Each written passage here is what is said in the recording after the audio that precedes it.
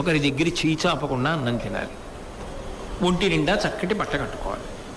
అంతకన్నా ఏమిటి? కాబట్టి ఇంకా ఇంతకన్నా ఏమిటి పొందాలి? ఎంతమంది ఎంత బాధపడుతున్నారు, నాకేం తక్కువ ఇచ్చాడు ఈశ్వరుడు, ఎందుకు ఈ వెంపర్లాట, ఎందుకు ఈ పరుగులు, ఎందుకు ఇంకా అక్కడ సంపాదించేద్దామా, ఇక్కడ తెచ్చేద్దామా, ఇక్కడ తెచ్చేద్దామా, ఏం చేస్తాం ఇవన్నీ, ఏమిటి చేస్తావు తీసుకొచ్చేసేవన్నీ అంటే లోభబుద్ధిని పరిశీలించుకొని వదిలిపెట్టిన వాడెవరో వాడికన్నా సంపన్నుడు లేడు. దీనికి కూడా ఒకటే అన్వయం. నాకేముంది అన్నవాడు పరిగెడుతూనే ఉండాలి, నాకేం లేదు అన్నవాడు హాయిగా కూర్చుంటాడు. నాకేముంది అన్నాడు అనుకోండి, అంతే పరుగు మొదలు ఏలేసినట్టే. నాకేం లేదు అన్నాడు అనుకోండి, హాయిగా మడత మంచం వేసుకుని పడుకున్నట్టే. ఎందుకనంటే నాకు ఏం లేదు, ఈశ్వరుడు నాకేమి ఇవ్వలేదు.